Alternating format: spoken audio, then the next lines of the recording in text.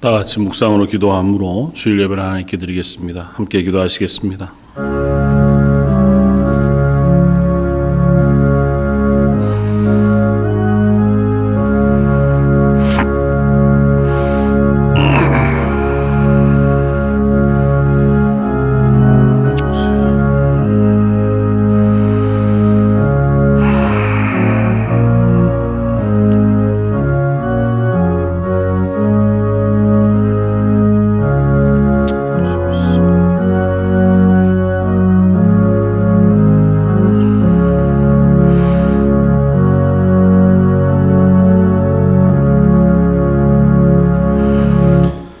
전능하시니 여호와 하나님께서 말씀하사 해 돋는 데서부터 지는 데까지 세상을 부르셨도다. 온전히 아름다운 시온에서 하나님이 빛을 비추셨도다. 하나님을 잊어버린 너희여 이제 이를 생각하라. 그렇지 아니하면 내가 너희를 찢으리니 건질 자 없으리라. 감사로 제사를 드리는 자가 나를 영화롭게 하나니 그의 행위를 옳게 하는 자에게 내가 하나님의 구원을 보이리라. 아멘. 하나님, 오늘도 온 세상을 향하여 은혜의 빛을 비추시고 하나님의 긍휼의 손길로 덮으시는 줄 믿습니다. 저희들이 느끼기에 현재의 상황이 답답하고 힘겨운 시간들을 여전히 지나가고 있지만 긍휼하신 하나님의 은혜를 사모하며 이 예배의 자리에 서오니 하나님 예배하는 모든 가정마다 하나님의 은혜의 풍성한 것으로 덮어주시고 예배 가운데 임하시는 하나님을 만나게 하여 주옵소서. 저 예배를 받아주시길 원하오며 오늘 말씀 예수님 이름으로 기도드립니다. 아멘. 전능하사 천지를 만드신 하나님 아버지를 내가 믿사오며 교회 아들 우리 주 예수 그리스도를 믿사오니 이는 성령으로 잉태하사 동정녀 마리아에게 나시고 본디오 빌라도에게 고난을 받으사 십자가에 못 박혀 죽으시고 장사한 지 사흘 만에 죽은 자 가운데서 다시 살아나시며 하늘에 오르사 전능하신 하나님 우편에 앉아 계시다가 저희로서 산 자와 죽은 자를 심판하러 오시리라. 성령을 믿사오며 거룩한 공회와 성도가 서로 교통하는 것과 죄를 사하여 주시는 것과 몸이 다시 사는 것과 영원히 사는 것을 믿사옵나이다. 아멘. 찬송가 64장을 함께 찬양하시겠습니다.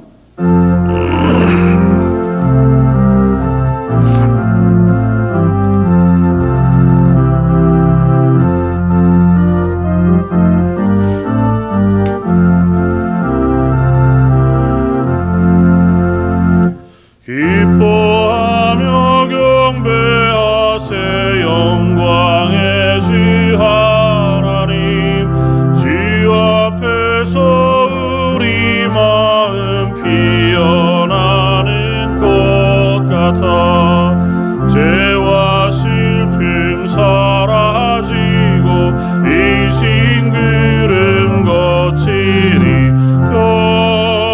변함없는 기쁨의 주 밝은 빛을 주시네 땅과 하늘 만물들이 주의 솜씨 빛내고 별과 천사 노랫소리 끊임없이 드높아 물과 숲과 산과 골짜 들판이나 바다나 모든 만물 주의 사랑 기뻐 찬양하여라.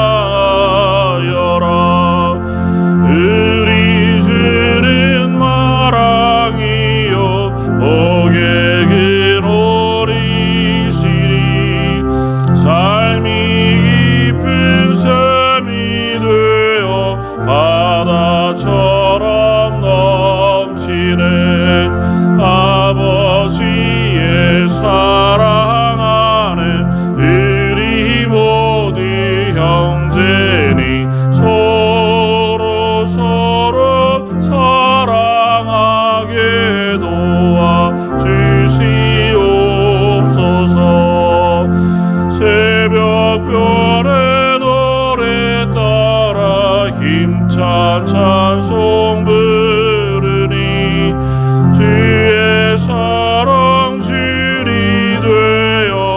한맘 되게 하시네. 노래하며 행진하여 싸움에서 이기고 승전가를 높이 불러 주께 영광 돌리세.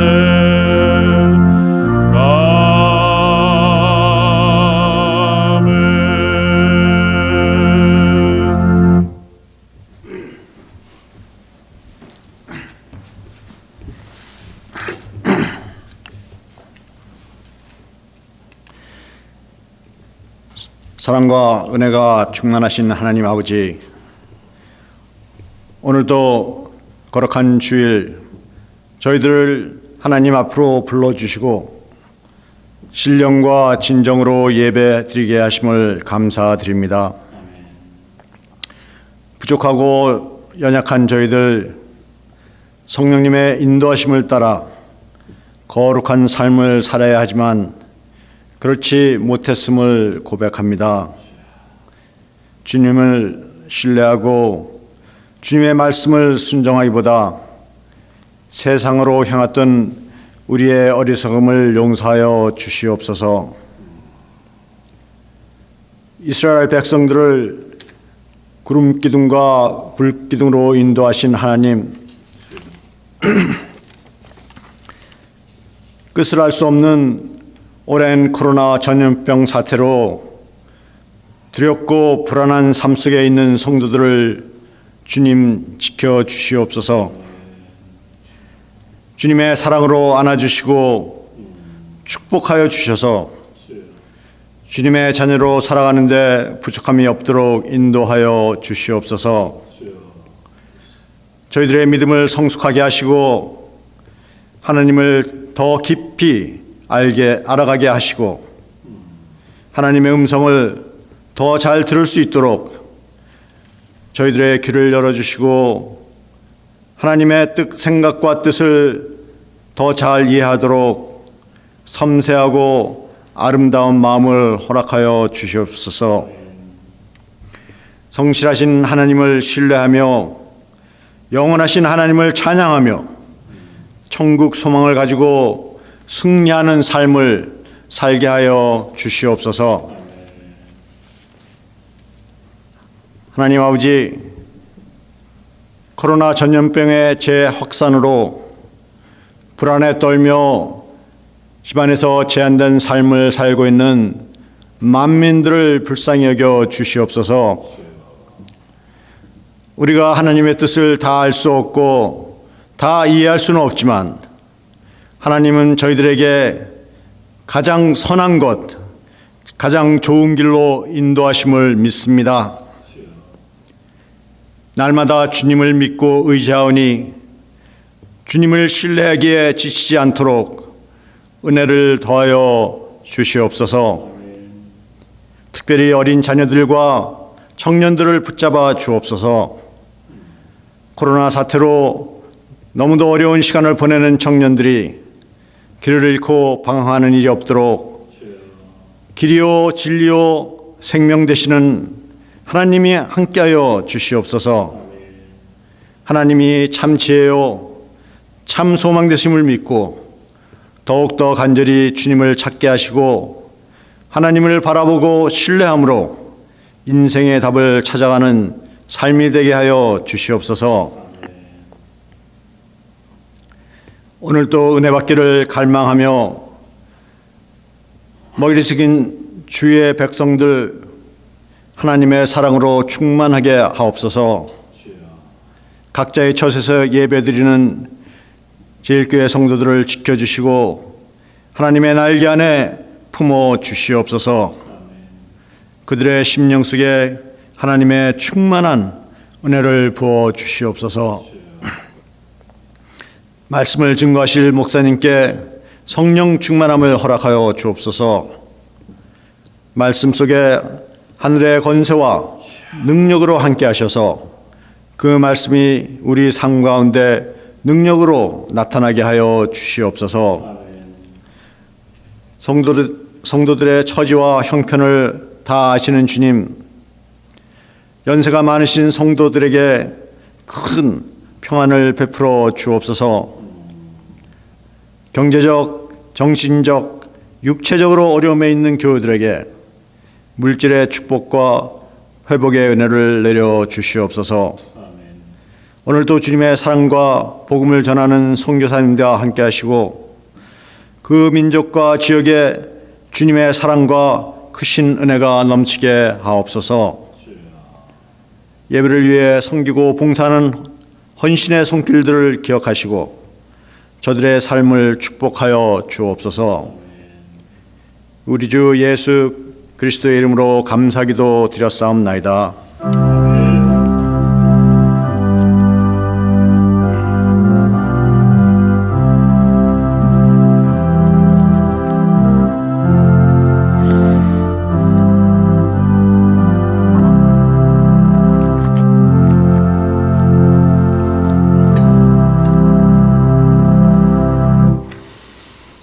찬송가 94장을 함께 찬양하시겠습니다.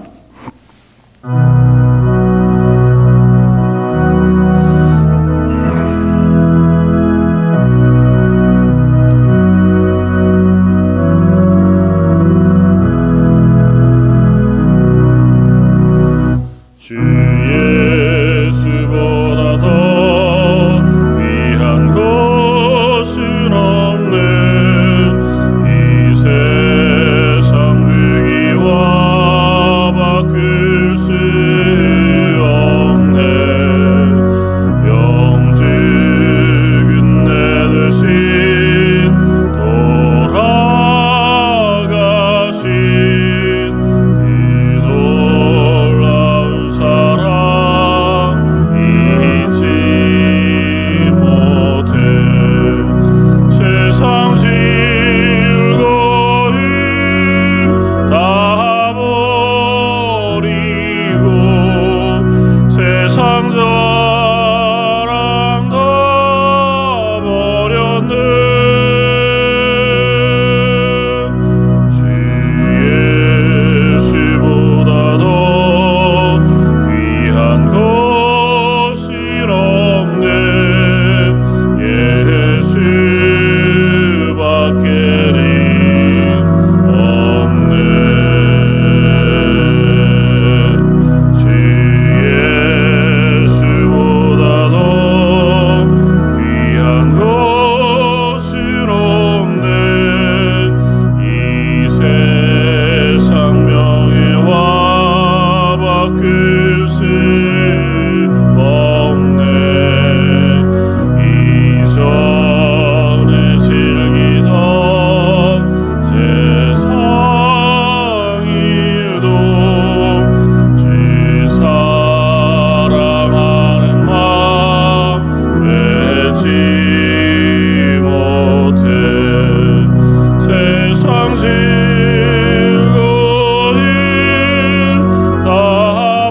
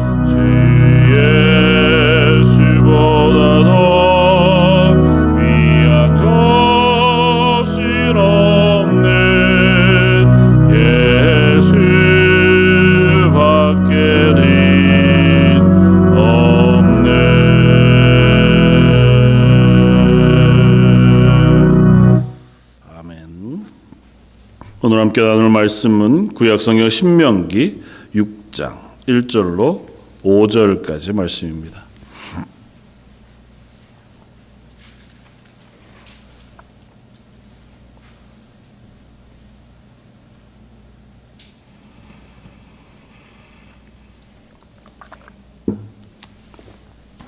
구약성경 271쪽 신명기 6장 1절로 5절까지의 말씀 사였으면 우리 한 목소리 같이 한번 봉독하겠습니다.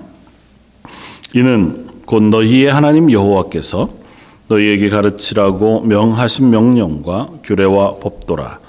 너희가 건너가서 차지할 땅에서 행할 것이니 곧 너와 내 아들과 내 손자들이 평생에 내 하나님 여호와를 경외하며 내가 너희에게 명한 그 모든 규례와 명령을 지키게 하기 위한 것이며 또 내 나를 장구하게 하기 위한 것이니라.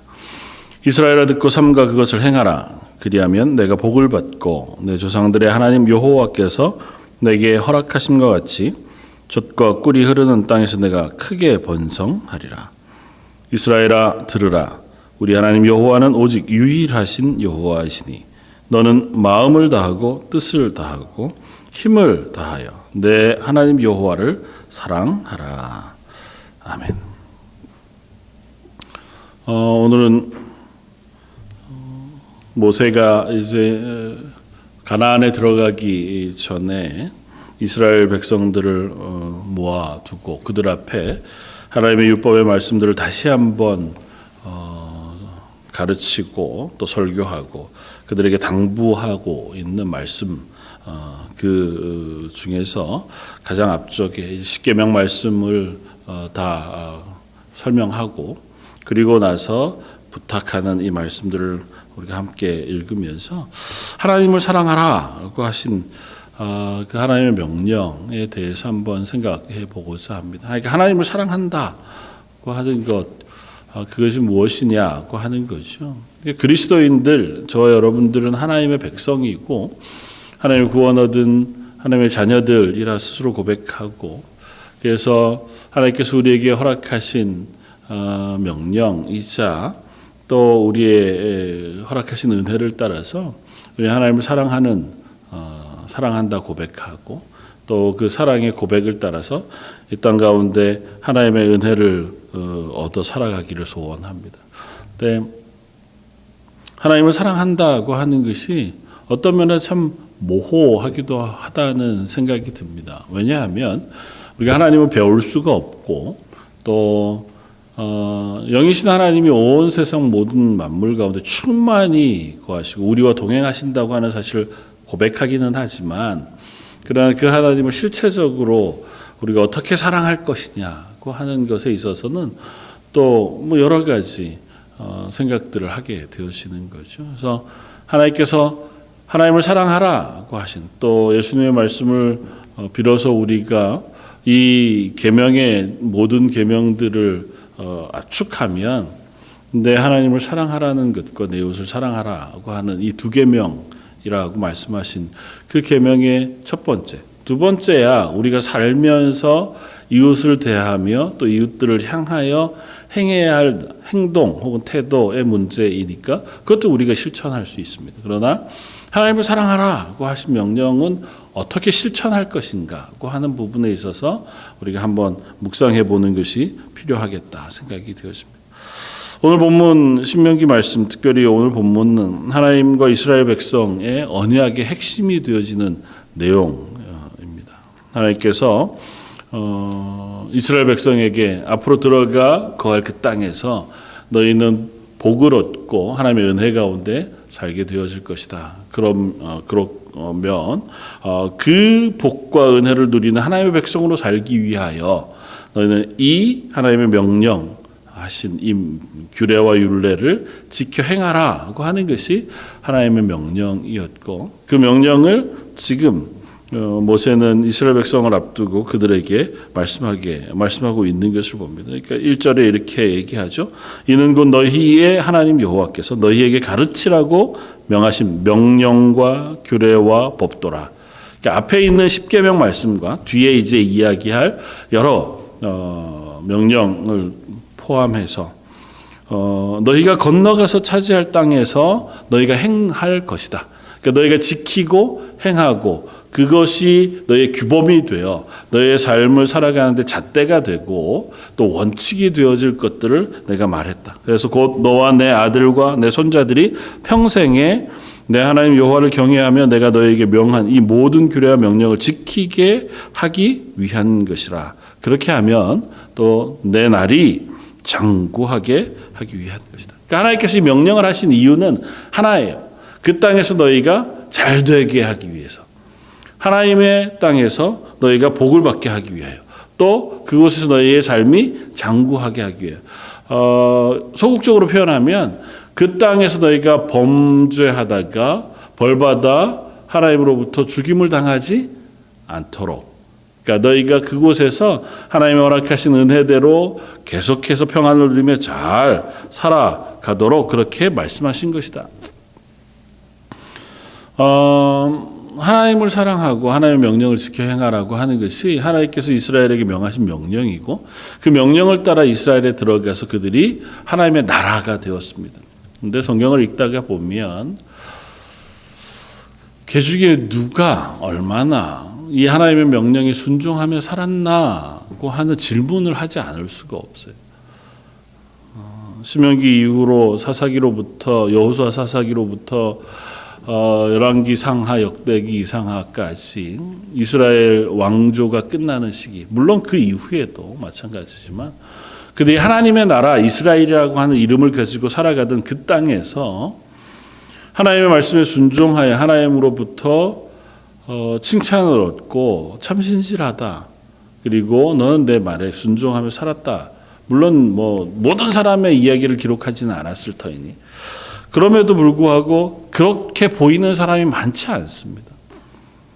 솔직히 표현하면 많지 않다는 표현도 부족해요. 하나도 없다고 해도 크게 틀리지는 않아 보일 만큼 성경에 기록되어진 사람들의 삶의 모습이 하나님의 말씀에 순종하며 살아가지를 않는 것을 봅니다.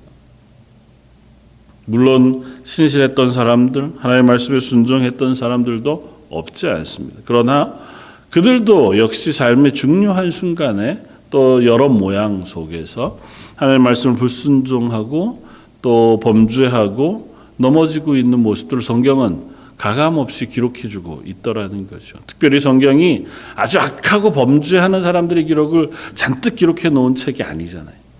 하나님의 말씀에 따라 살려고 하나님의 백성으로 살기 위하여 사는 사람들 가운데 하나님께서 어떻게 구원을 베푸시고 은혜를 베푸셨는지 기록한 책이라고 하면 적어도 여기에 기록되어진 인물들 혹은 이스라엘이라고 하는 나라는 다른 기록되어지지 아니하는 다른 나라는 고사하고 이스라엘 안에 악한 사람들의 이름과는 좀 다르게 기록되어졌을 가능성이 높음에도 불구하고 그들의 삶에도 여전히 하나님의 말씀에 순종하며 살아가는 그 삶의 모습만 찾아보기는 참 어렵다.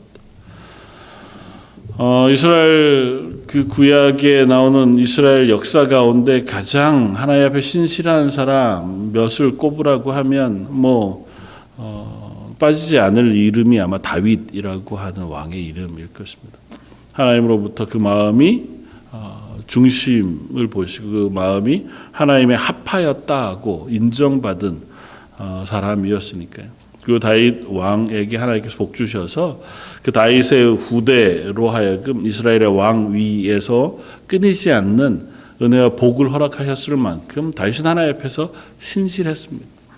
사울을 피해 13년 동안이나 도망 다니던 그 시간 속에서도 하나님의 말씀에 어기지 않기 위하여 하나님께서 기름 부어 세우신 왕인 사울을 죽이지 않기 위하여 그가 애쓰고 자기의 고초와 어려움을 감당했던 사람. 시편의 숱한 시편을 읽어보면 그 와중에도 하나님을 향하여 부르짖고 하나님의 은혜를 구하던 사람이 바로 다윗이었습니다. 그러나 그 다윗 왕도 사무엘하 18장에 보면 밧세바라고 하는 여인으로 인하여 범죄하던 때의 기록을 우리가 읽을 수 있습니다. 자신의 충신이었던 우리아의 아내였던 밧세바. 지금 한창 전쟁을 하고 있는 중에 우리아와 그 군대들은 다 가서 그 치열한 전장 중에 있을 때에 다윗은 그 충신의 아내로 인하여 범죄합니다. 근데 한순간 마음에 미혹이 되어서 우발적으로 실수하여 범죄하는 죄일 수 있어요. 물론 그것도 하나님 앞에 아주 큰 죄죠. 그런데 그 내용들을 쭉 읽다가 보면 어떻게 사람이 이렇게까지 교활하게 또 치밀하게 죄를 범하고 있을까 싶을 만큼 다윗은 이 우리아의 아내인 밧세바를 범하고 그것을 감추기 위하여 또 요압에게 편지를 보내고 우리아를 데리고 와서 감추려고 하는 시도들을 합니다. 그 시도들이 제대로 되지 않자 결국에는 이 우리아를 적군의 손에 죽게 하기 위하여 은밀한 편지를 요압에게 써 보내는 것을 봅니다. 또 요압은 그 일에 맞장구를 쳐서 그 스스로도 다윗의 약점을 잡는 것처럼 그 편지의 내용들 전령의 이야기들을 들어보면 악과 악이 서로 어울려서 얼마나 이것들이 추악하게 사건들이 흘러가게 되어지는지를 보게 됩니다. 다윗이 하나님의 왕이었어요. 하나님의 말씀에 순종하는 왕이었습니다. 하나님의 성전을 지어드리기를 너무너무 소원했던 왕이었습니다. 그럼에도 불구하고 그 역시도 어느 순간 죄가 그의 마음을 덮고 그의 생각을 덮었을 때에 그가 하나님의 말씀은 온데간데없고 하나님의 살아계심에 대한 그 감각은 온데간데 없이 죄를 향해서만 치밀하게 빠져들어가고 그 죄악을 덮게 되어지고 더 큰 죄악으로 그 죄악을 감추기 위해서 그야말로 죄에 함몰되어져 간 그런 다윗의 모습을 보게 되었습니다. 또 계속해서 연결되어지는 다윗 이후의 역사들을 보면 결국은 그 다윗의 범죄가 그의 자녀들에게도 그대로 본이라고 얘기하기는 어렵지만 연결되어져 가는 것을 봅니다. 아들인 압살롬이 자기의 이복누이인 다말을 범하고 암논이 이복누이인 다말을 범하고 그리고 그것으로 인해서 다말의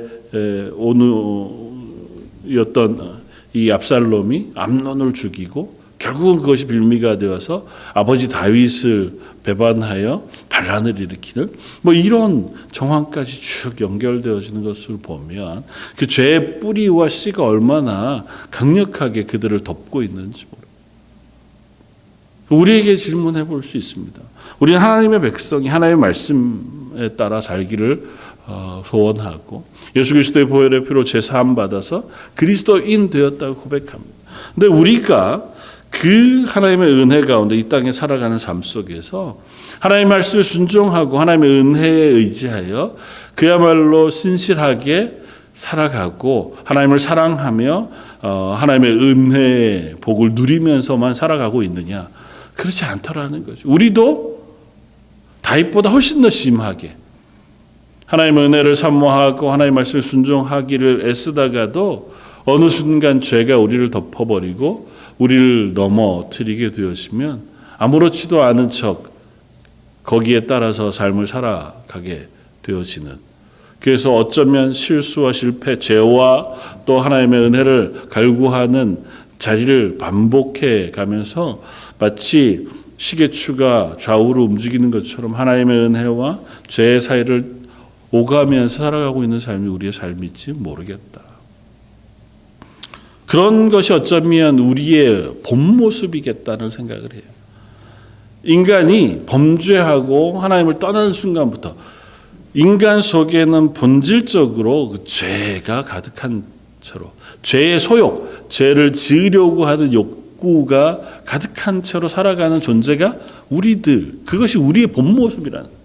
하나님을 알고 하나님의 은혜를 입었다 할지라도, 그 하나님의 명령이 있고 하나님을 우리가 안다 할지라도 그 죄의 자리에서 벗어나 하나님의 말씀에만 순종하기가 참으로 어려운 존재, 그것이 우리의 본질적인 모습이라고 하는 사실을 우리가 성경을 통해서 또 우리의 삶을 통해서 알게 되어지는 거죠. 그래서 그 우리의 죄를 우리로서 이길 수 없고 우리가 하나님의 명령에 순종하여 은혜대로만 살아갈 수 없어 예수 그리스도를 이 땅에 보내시고 우리의 죄를 사해 주시기까지 은혜를 베푸셨다고 하는 사실 우리가 알 수 있습니다. 그러면 그런 죄인인 우리들에게 하나님은 왜 오늘 이 말씀을 우리에게 들려주시고 이 말씀을 이스라엘 백성에게만이 아니라 신약의 그리스도인들에게도 동일한 말씀으로 말씀하셔서 명령하고 계신지에 대한 이야기를 우리가 생각해 볼 필요가 있습니다. 하나님 이것은 이스라엘 백성을 향한 언약이었습니다. 신명기의 말씀들을 우리가 보면 이 말씀은 신의 산에서 하나님께서 이스라엘과 언약하면서 이스라엘과 약속한 약속이에요. 그리고 약속은 당사자, 서로 간의 약속을 걸고 하게 되어 있어요. 그러니까 하나님 쪽에서의 약속은 이것입니다. 나는 너희의 하나님이 될 것이다 하는 거예요. 너희가 들어갈 땅에서 내가 너희를 향하여 복을 주겠다는 것입니다. 너희가 외에 적의 침입을 받을 때 내가 너희를 보호해 주겠다. 그리고 가뭄과 한파와 여러 가지 자연재해를 내가 너희에게 내리지 않고 너희가 거할 땅에서 양식을 얻고 또 양을 기를 때에 그 모든 수확이 풍족하게 해 주겠다. 그것이 하나님의 약속이에요.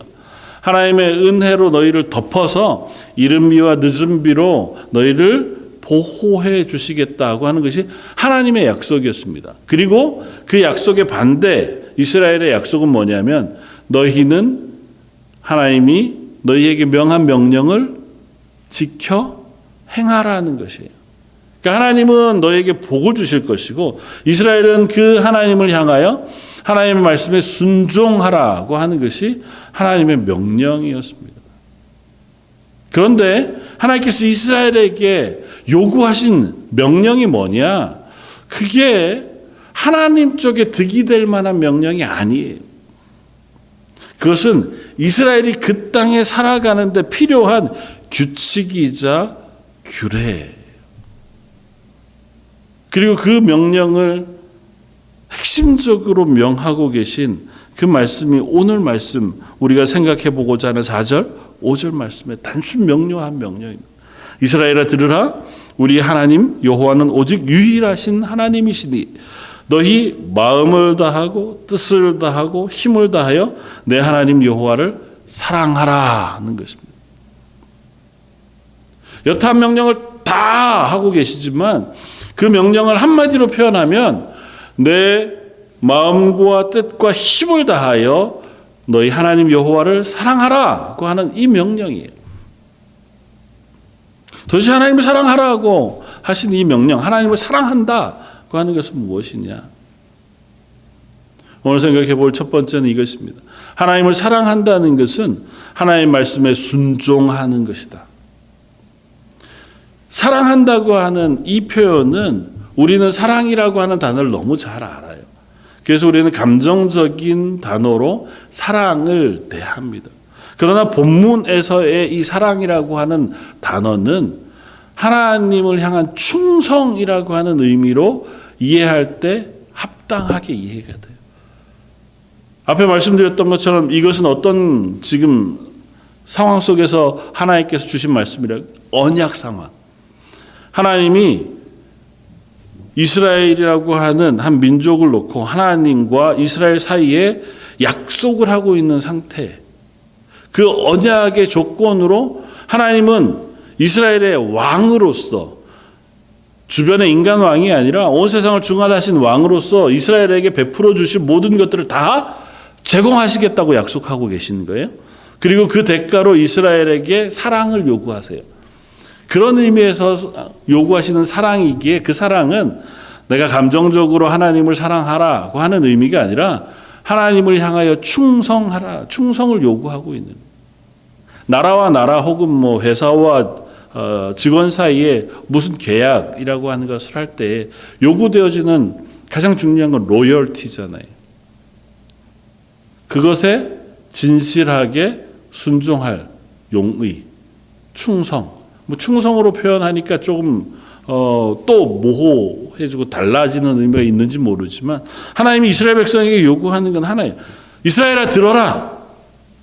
그들을 향하여 이야기하시고 그들을 불러내셔서 하나님은 딱 한 분이시다. 고민할 것 없다. 하나님이 여러 분 되시는 게 아니에요. 온 세상에 하나님은 유일하신 한 분 하나님밖에 없어. 그러니 너희는 그 하나님의 말씀에 순종해라고 하는 게 하나님의 유일한 명령이에요. 하나님을 기억하고 하나님의 명령에 순종하는 것, 그것이 바로 하나님이 이스라엘에게 요구하신 요구예요. 그런데 이건 좀 넓게 생각하면 너무도 당연한 요구입니다. 왜냐하면 그들이 들어가 살 땅은 하나님의 나라잖아요. 하나님의 나라이기 이전에 하나님이 지으신 땅이에요. 온 세상의 창조주이신 하나님의 땅이에요. 그 땅 가운데 인간이 범죄함으로 하나님께서 그 범죄한 대로 내버려 두신 땅이었다가 이제는 하나님께서 그들을 하나님의 백성으로 구원해 내셔서 하나님이 다스리는 땅 안으로 인도해 드리시는 거거든요. 그러면 그 땅을 살아가는 원칙은 뭘까요? 하나님의 창조 원리예요.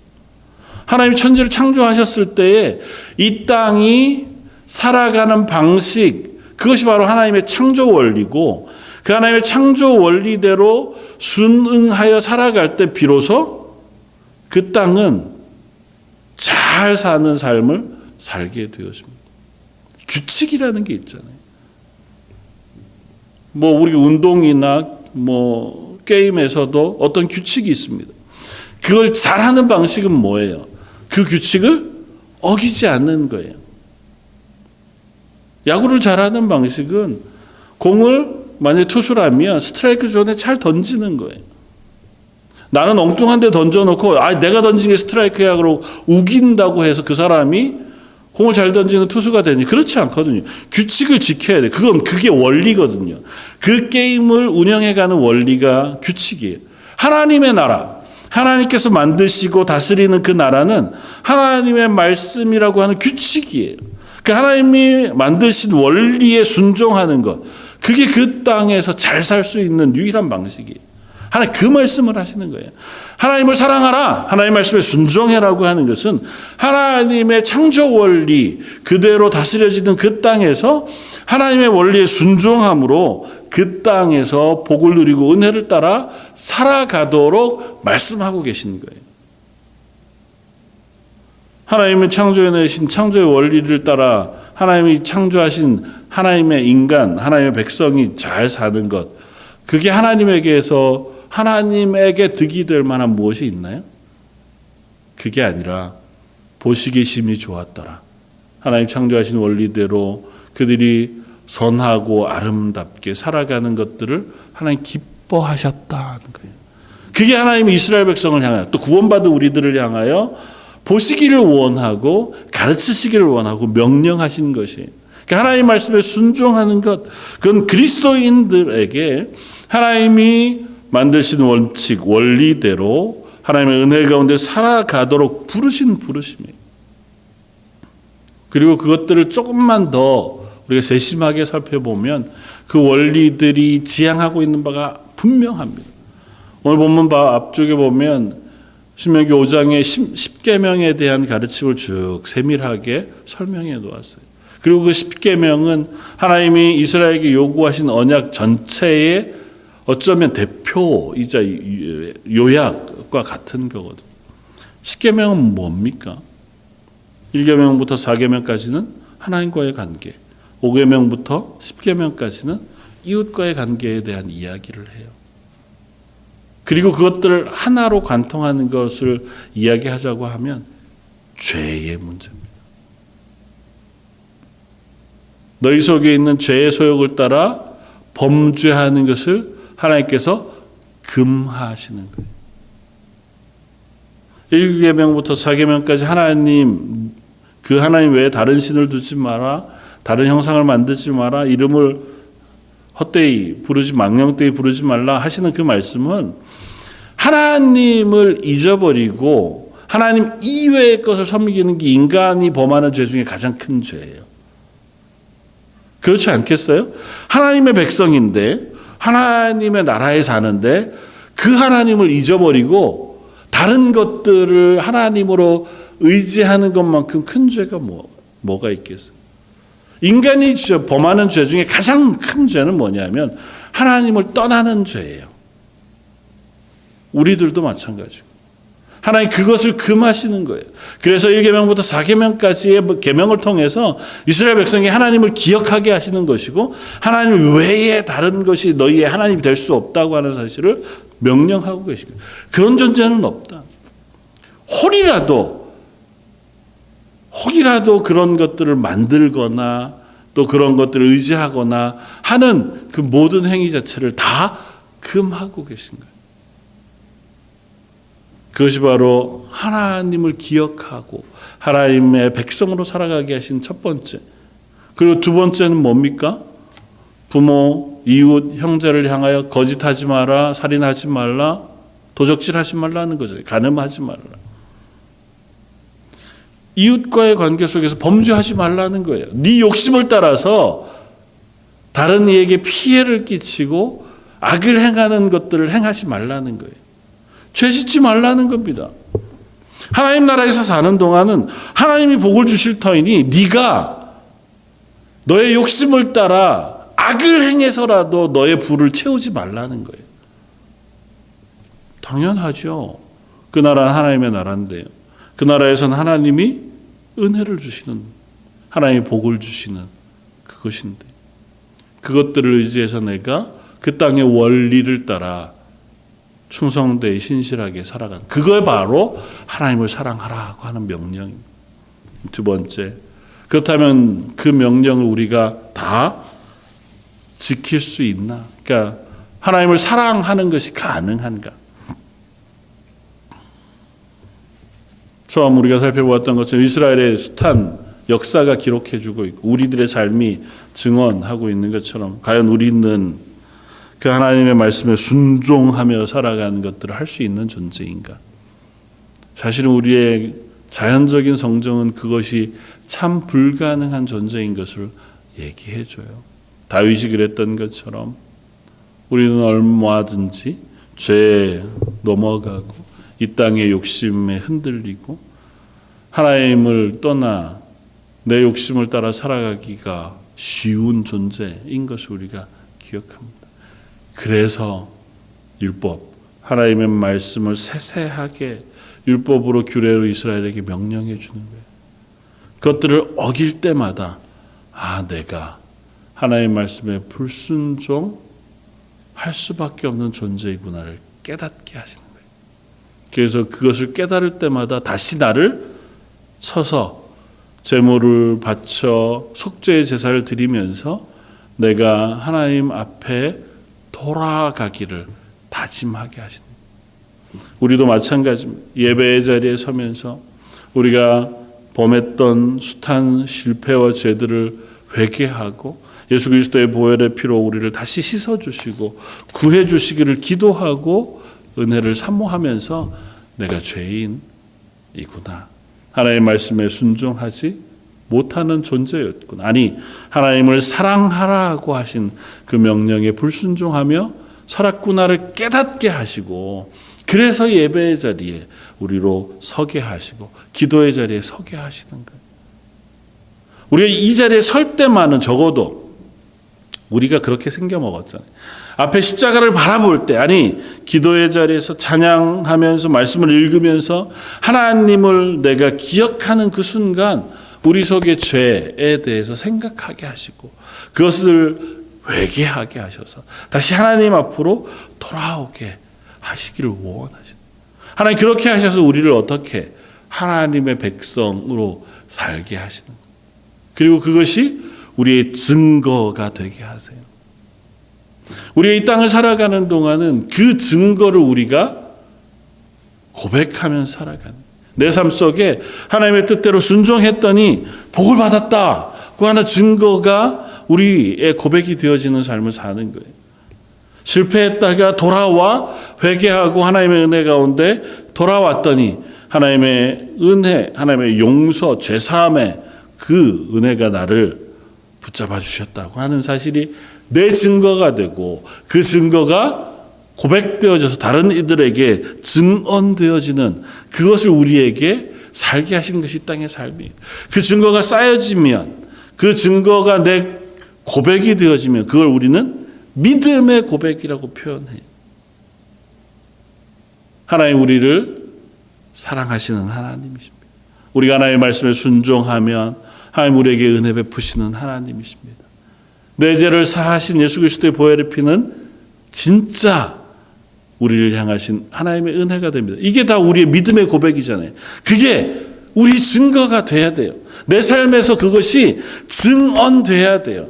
죄인인 우리가 이 땅을 살아가다가 그 죄의 자리를 돌이켜 하나님의 은혜를 경험함으로 그 증언을 따라서 우리가 믿음의 고백을 하게 되어질 때 그것이 우리가 하나님의 나라의 백성이 되어가는 것이고 그 고백을 하나님께서 이 땅 가운데 우리 속에 심으시기를 원하시는 거예요. 어쩌면 불가능해 보이는 그 명령, 내 마음과 뜻과 힘을 다해서 내 주 너희 하나님을 사랑하라. 하나님께서 이 말씀을 하신 것은 그 하나님의 말씀을 순종하는 것이 불가능해 보이지만 그러나 우리가 그 하나님의 말씀에 순종하며 내가 하나님의 자녀 되었습니다. 하나님의 말씀 그 하나님의 원리대로 살아가기를 소원합니다고 하는 다짐을 끊임없이 우리도록 하게 하심인 줄 압니다. 예수님은 마태복음 12장 30절, 누가복음 12장 27절에서 이 동일한 말씀을 우리에게 들려줘요.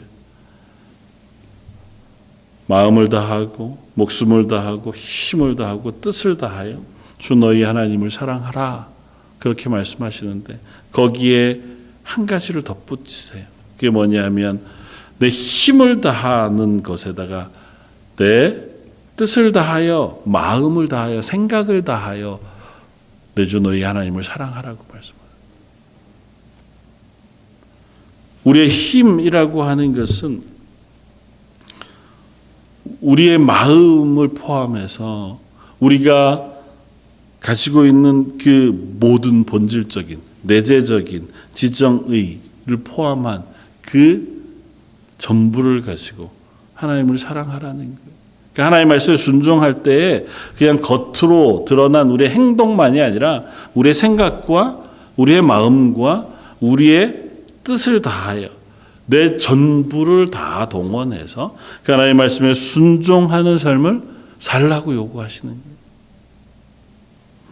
내 뜻을 다하여 내 힘을 다하여 우리가 행동하는 행동과 내가 계획한 계획 그리고 내 마음의 생각을 포함하여 그것이 다 하나님의 말씀에 순종하는 방향으로 서라고 요구하시는 것이 하나님의 말씀의 요점이에요. 우리가 그리스도인으로 살아간다고 하는 것, 하나님을 사랑한다고 하는 것은 그냥 하나님 사랑합니다 고백하는 것으로 끝나는 게 아니에요. 하나님 사랑합니다고 찬양하는 것으로 끝나지 않습니다. 맞아, 하나님 날 사랑하시지. 저도 하나님 사랑해요 라고 하는 것으로 끝나는 게 아니고 내가 계획하고 생각하고 행동하는 그 모든 것을 하나님이 명령하신 말씀, 성경의 원리에 맞추기 위하여 애쓰고 순종하는 것, 그것이 바로 하나님을 사랑하는 것. 그리고 그것은 결단코 훈련되어져야 해요. 하나님이 날 사랑하셨다는 걸 아는 순간 나도 이젠 하나님을 사랑합니다라고 끝날 수 있는 문제가 아니라 우리의 평생을 동원해서 우리가 계속해서 애쓰고 훈련하고 또 확인해야 그래야만 우리 속에서 깨달아져 가는 것이기도 합니다. 어떤 분 그런 얘기를 합니다. 어떤 악기를 다룰 때 그 악기를 어떻게 연주하는 것인지 이렇게 먼저 이론적으로 우리가 배우잖아요. 그런 알 것 같다. 그렇다고 해서 그 악기를 연주할 수 있게 되거나 실제로 그 이론을 알게 되지는 않더라는 거죠.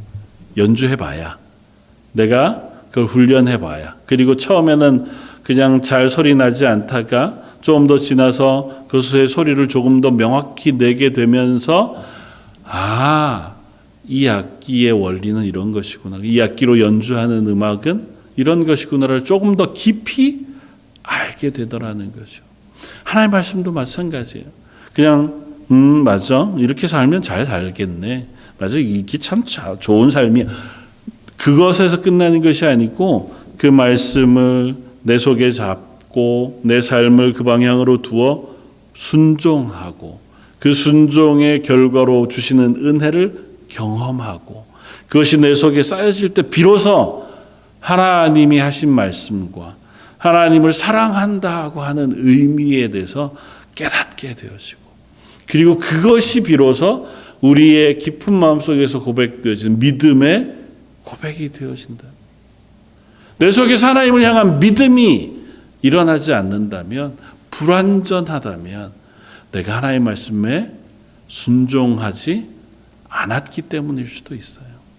내가 하나님의 말씀에 순종하기 위해서 내가 애쓰고 그 말씀이 무엇인가 묵상하고 하나님의 사람으로 하나님의 은혜 가운데 하나님의 원리 가운데 살기 위하여 애쓰는데도 우리가 그 하나님을 향한 믿음의 고백이 일어나지 않는다. 그럴 수는 없습니다. 그 하나님을 향하여 나는 하나님을 사랑합니다고 하는 진실되어진 그 고백 앞으로 나아가기 위하여 저 여러분들이 조금 더 하나님의 은혜 가운데 서고 또 하나님의 은혜를 구하고 또 하나님의 말씀에 순종하여 살아가기를 애쓰는 저 여러분들이었으면 좋겠고, 그것이 자주 실패할 겁니다.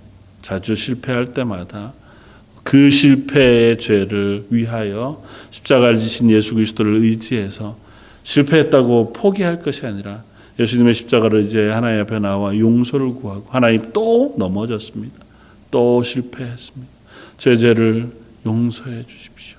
다윗이 그토록 추악한 죄, 아무리 읽어보아도 그 다윗의 사무엘하 18장 이후에 그 죄의 모습을 보면 어쩌면 그럴 수 있을까 싶은 그 죄를 하나님께서 나단 선지자를 보내셔서 지적하시고 그 앞에 내가 범죄하였다고 하는 고백을 들으시자 바로 다윗의 죄를 사해 주셨다고 하는 기록 우리가 읽습니다.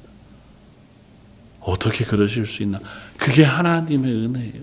하나님이 저와 여러분들을 향하여 베푸신 은혜이자 죄사함의 은총이, 우리가 그 하나님의 은혜를 의지해서 이 땅 가운데 하루하루 우리의 마음과 뜻과 힘을 다해서 하나님을 사랑하기 위하여 그 사랑에 순종함으로 하나님의 사람 되어가기 위하여, 그래서 하나님이 허락하신 은혜와 복과 하나님 부으시는 놀라운 것들을 누리며 살아갈 수 있는 저 여러분들 되시기를 주님의 이름으로 축원을 드립니다.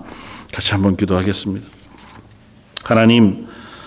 하나님을 우리의 몸과 마음과 뜻을 다하여 사랑하는 것, 그것이 우리의 당연한 고백이자 또 우리의 삶의 모습이어야 할 터이지만, 예수 그리스도의 보혈의 피로 죄사함 받았다고 고백하고 하나님의 자녀 되었다고 고백함에도 불구하고 여전히 우리 속에 있는 죄의 욕구들이 우리를 세상으로 끌어가고 하나님의 말씀에 불순종하는 자리로 우리를 세워가는 것을 고백합니다.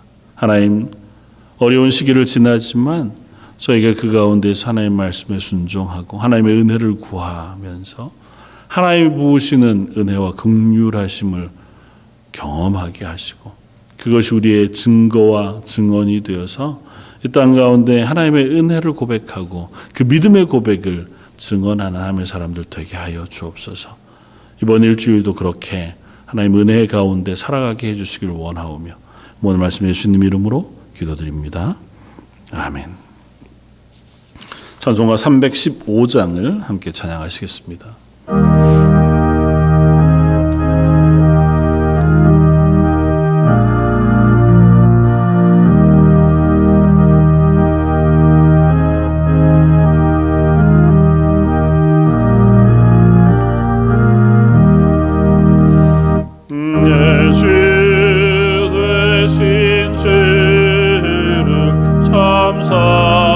사랑하고 곧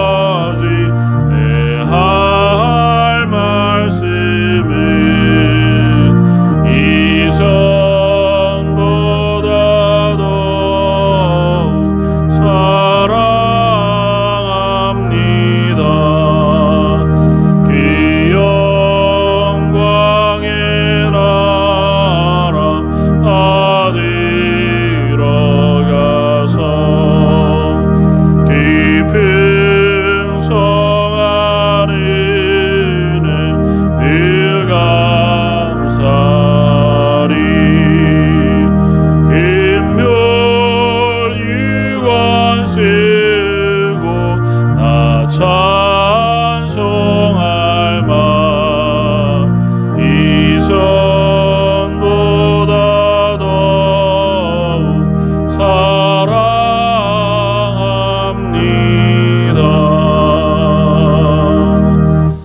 아멘. 계속해서 코로나 사태가 계속되어지고 있는 중에 있습니다. 다들 건강 조심하시고 또 정부의 지침을 따라서 안전하게 또 이 시기를 지나갈 수 있기를 원합니다. 계속해서 이제 백신도 많이들 맞으셔서요. 이제 조금 지나면 다시 이제 예배도 회복되어지리라고 믿습니다. 그때까지 우리 자녀들 위해서 또 어르신들 위해서 기도해 주시고 선교지들 위해서 기도해 주시기를 부탁을 드립니다. 제가 한번 기도하겠습니다. 지금은 우리 주 예수 그리스도의 무한하신 은혜와 아버지 하나님의 그 크신 사랑하심과 성령님의 위로 교통하시고 은혜 충만히 부어 우리 알금 하나님의 사람으로 하나님을 사랑하며 살아가게 하여 주심이 머리 숙여 예배하는 모든 성도들과 그들의 자녀와 가정과 하는 일들 위해 지금부터 영원까지 함께 계실지어다. 아멘.